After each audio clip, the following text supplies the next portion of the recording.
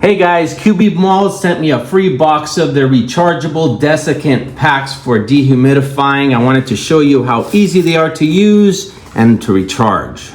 Now, if you have documents, files, photographs, artwork, or any other valuables that you want to keep nice and dehumidified, you're simply going to throw this inside your drawer, your safe, your closet, your luggage, or any other small space that you use to store them. Now, the material in here is going to absorb all the moisture to keep your valuables safe.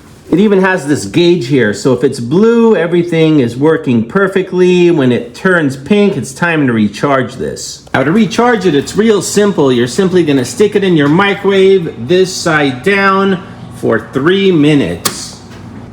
Once it's done, you'll take it out. It'll be blue again and ready to go. It does accommodate to large capacity. Your container, bag, or storage area can be up to 201 gallons. So it's the perfect size, easy to use, rechargeable, and I would definitely recommend this for anyone who wants a desiccant pack for dehumidifying their space.